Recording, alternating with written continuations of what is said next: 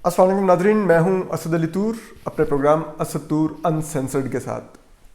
Nadreen, आज हम आपको कुछ मालूमात देने चाहेंगे, कुछ बात करना चाहेंगे। सुप्रीम कोर्ट के जो जजेस हैं वो कितना अहम किरदार अदा करेंगे आने वाले दिनों में, और कौन कौन से जजेस क्या किरदार अदा कर रहे होंगे, क्योंकि मुल्क का जो अब सियासी सेटअप है, जो एक रजीम है जिसको हाइब्रिड रजीम करार दिया जा रहा है, उसमें बहुत अहम किरदार जो हमारी आला अदलिया है इसका होगा, सुप्रीम कोर्ट का। क्योंकि ये रियासत का एक सतून है। आइन के तहत रियासत के 3 ही सतून हैं। आइन पाकिस्तान के तहत एग्जेक्टिव है यानी कि वज़ीर-ए-आज़म, और दूसरा पार्लियामेंट है यानी कि कानून साज जो हमारा इदारा है, और तीसरा अदलिया है। तो ये 3 सतून हैं। फ़ौज बहुत ताकतवर है लेकिन फ़ौज कोई सतून नहीं है रियासत का। गो कि उसने तमाम सतूनों को, जो रियासत के 3 आइनी सतून हैं, उनको ओवर शेडो कर दिया। वह अपनी ताकत उन्होंने इस तरह से हासिल कर ली है। अदरवाइज वो जस्ट एक डिपार्टमेंट है मिनिस्ट्री ऑफ डिफेंस का, जो इंतज़ामिया के मातहत आते हैं। जिस तरह पुलिस का डिपार्टमेंट है, इसी तरह फ़ौज का भी डिपार्टमेंट है। वो इदारा नहीं है लेकिन बहरहाल अब वो इदारा भी कहलाता है अपनी ताकत के बलबूते पर। तो हम आपको आज बताएंगे आला अदलिया के जो जजेस हैं, क्या कौन से जजेस हमारी नज़र में बहुत अहम किरदार आने वाले दिनों में अदा करने जा रहे हैं। तो हम ये समझते हैं कि जो अभी सिटिंग चीफ जस्टिस गुलजार अहमद हैं, ये बहुत इम्पॉर्टेंट हैं। ये अभी चीफ जस्टिस ऑफ पाकिस्तान हैं और इन्होंने बहुत से अहम केसेस को ये देख रहे हैं, इससे पहले भी देखते रहे हैं। इनके रिमार्क्स, इनके केसेस, इनका जो इम्पैक्ट होगा वो आने वाले सालों के लिए बड़ा अहम होगा। अगले चीफ जस्टिस उमर अता बंदयाल भी बहुत अहम होंगे। अगर जस्टिस गुलजार को देखें तो इन्होंने पनामा केस में मियां नवाज शरीफ को नाअहल करार दिया। ये इसके अलावा भी कराची से ये हैं, उर्दू स्पीकिंग जज हैं, लेकिन बड़े वेल लर्नर हैं और चीज़ें समझते हैं, अपनी समझ बूझ के मुताबिक पोजीशन लेते हैं।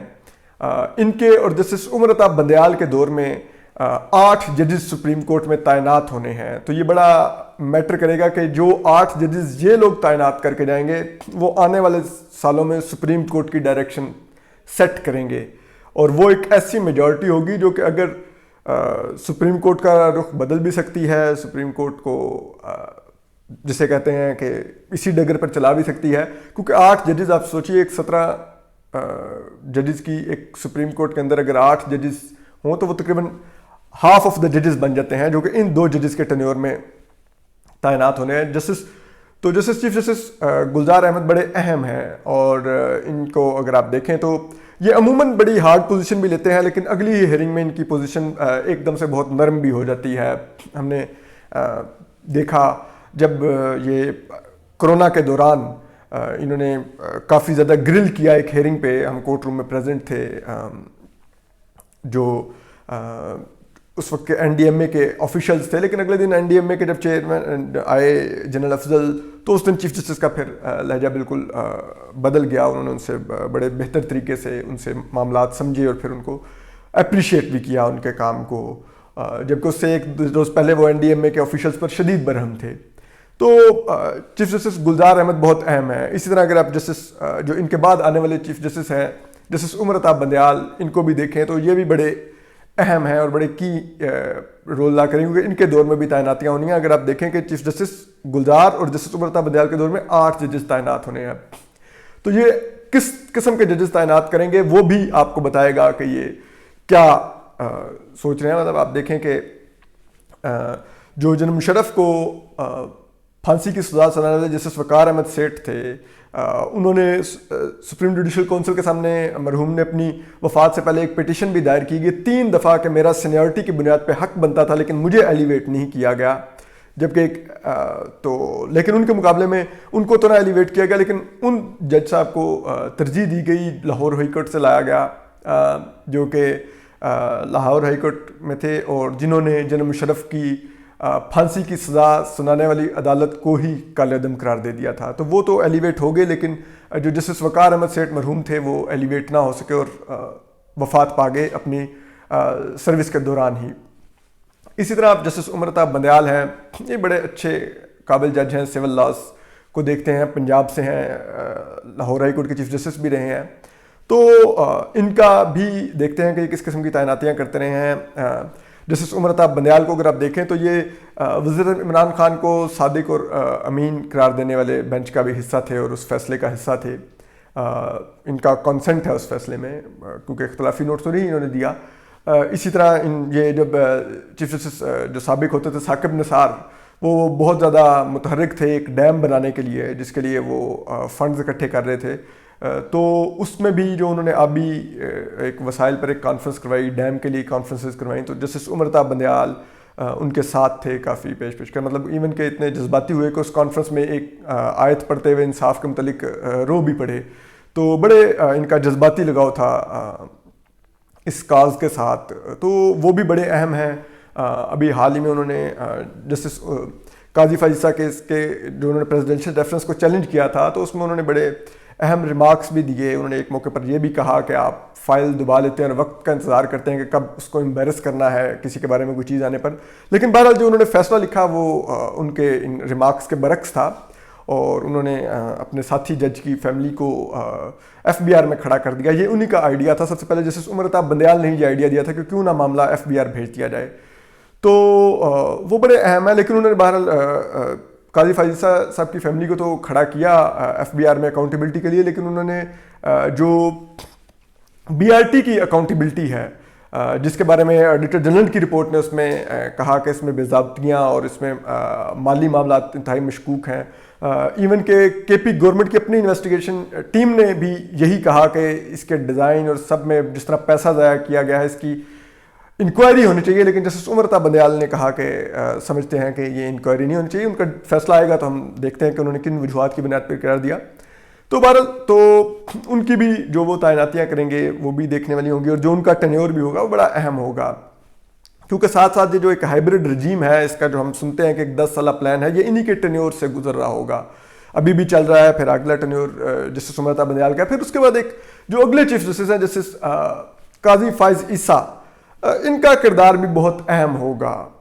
हम समझते अभी कल भी उन्होंने रिमार्क्स दिए, उन्होंने कोर्ट के अंदर छोटा सा रेफरेंडम भी करवाया कि मीडिया आज़ाद है कि नहीं।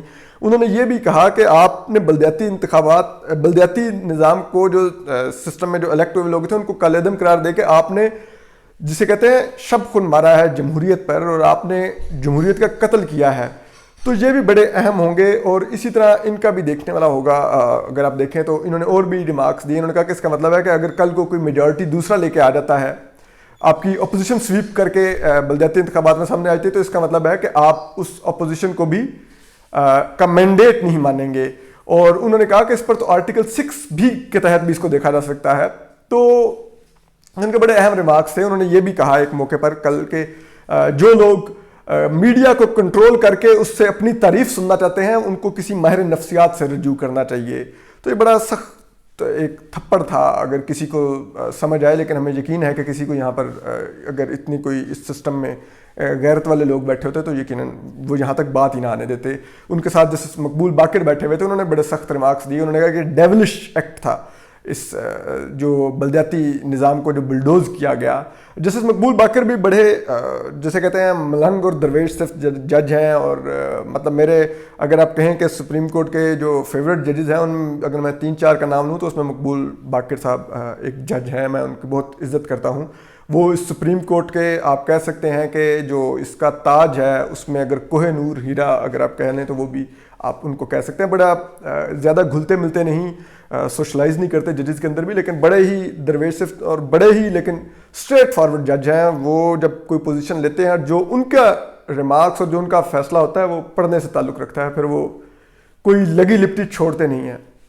लेकिन अनफॉर्चुनेटली, बहुत ही अनफॉर्चुनेटली, वो चीफ जस्टिस नहीं बन सकेंगे, उससे पहले रिटायर हो जाएंगे एक सीनियर जज के तौर पे। तो जस्टिस काजी फाइज़ साहब जब तक चीफ जस्टिस बनेंगे तो उस वक्त तक जस्टिस मकबूल बाकिर भी नहीं होंगे, रिटायर हो चुके होंगे, 8 नए जजेस आ चुके होंगे। तो फिर हम देखते हैं कि जस्टिस काजी फाइज़ साहब किस हद तक अपने इख्तियारात को इस्तेमाल कर सकेंगे जो उनको हासिल होंगे बतौर चीफ जस्टिस, क्योंकि एक मेजॉरिटी जो होगी देखते हैं कि उनके साथ होगी कि नहीं, ये एक सवालिया निशान होगा। लेकिन जस्टिस काजी फाइज़ साहब एक बहुत ही इंडिपेंडेंट माइंड जज हैं। आपने उनका फैज़ाबाद धरना केस में भी फैसला देखा, उन्होंने कोई लगी लिपटी छोड़े बगैर उन्होंने पाकिस्तान की तारीख का वो वाहिद फैसला है जिसमें उन्होंने इस हाइब्रिड निज़ाम को एड्रेस किया कि किस तरह से जमहूरियत के खिलाफ साजिश होती है, मीडिया को किस तरह سرنگوں کیا جاتا ہے اور اس ملک کے ساتھ کیا کہتا ہے، لیکن بہرحال اس کا پھر انہوں نے قیمت بھی ادا کی، ریفرنس ان کے خلاف آیا، جو بھی زیر سماعت ہوتا ہم اس پر زیادہ بات نہیں کرتے، لیکن بہرحال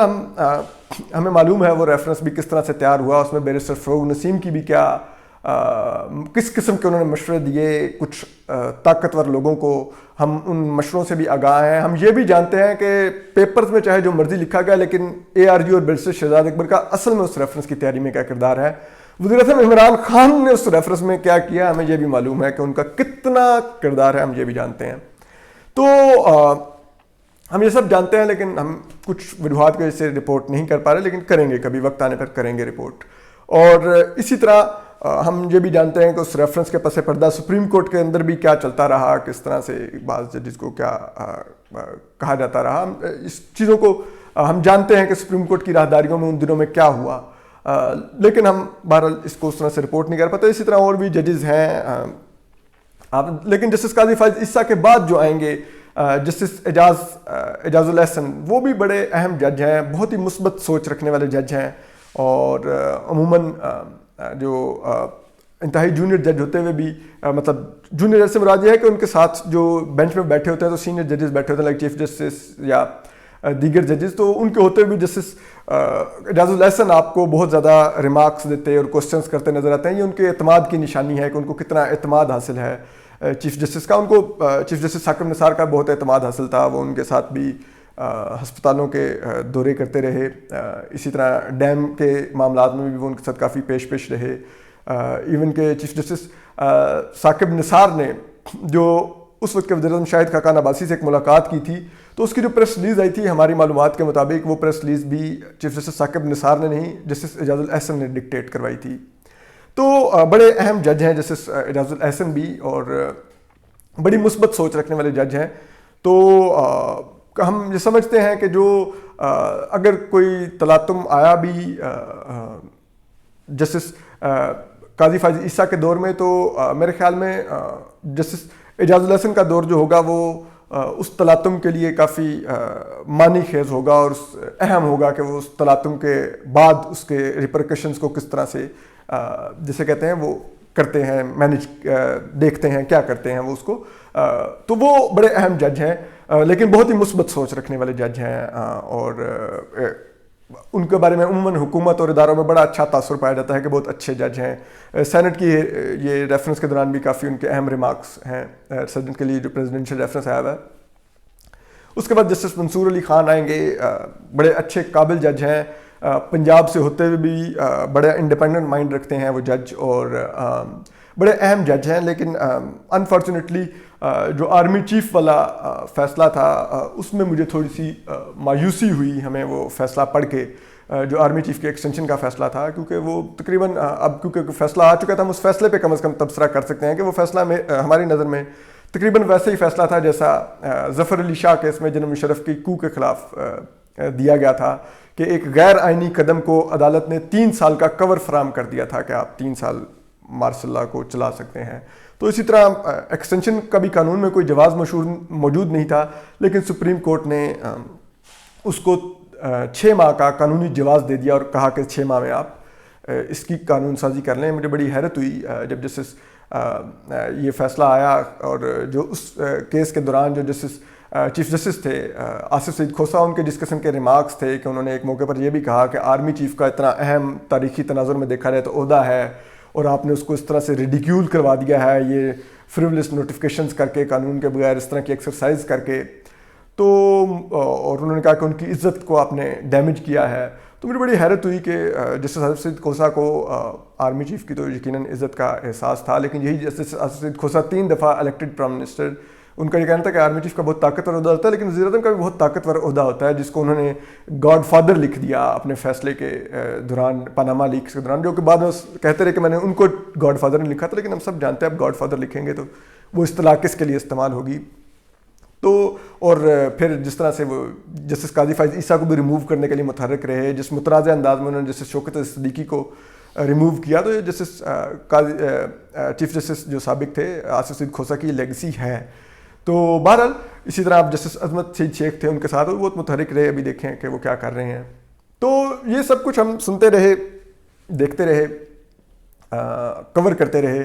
اسی طرح تو جسٹس منصور علی شاہ بڑے اہم ہوں گے, بڑے انڈیپینڈنٹ مائنڈ جج ہیں اور بولڈ جج ہیں, اور سول میٹرز کو بہت اچھا سمجھتے ہیں, کرمنل لا کو بہت اچھا سمجھتے ہیں, اور یہ جو لائرز جس قسم کا ایکٹیویزم کرتے رہتے ہیں عموماً, تو وہ اس کے بھی بڑے ناقد ہیں اور بڑے اہم جج ہیں وہ بھی. پھر جسٹس یحییٰ آفریدی بھی آئیں گے, ان سے پہلے سے جسٹس منیر بختر آئیں گے چیف جسٹس, وہ بھی اہم جج ہیں, بڑے پڑھے لکھے جج ہیں, اور لیکن بہت مثبت سوچ رکھنے والے جج بھی ہیں وہ. اسی طرح جسٹس یحییٰ آفریدی ہیں, وہ بھی تھوڑے بولڈ جج ہیں, لیکن جو ان کا ڈسینٹنگ نوٹ اگر ہم پڑھیں جو انہوں نے لکھا جسٹس قاضی فائز عیسیٰ کے کیس میں, تو اس سے احساس ہمیں ہوا کہ وہ بھی ایک مثبت سوچ رکھنے والے ہی جج ہیں اور بڑے اچھے جج ہیں. اسی طرح اور بھی ججز ہیں, جسٹس منظور ملک ہیں, ریٹائر ہو جائیں گے ابھی آنے والے مہینوں میں, وہ بھی جج ہیں, کرمنل لا کو دیکھتے ہیں.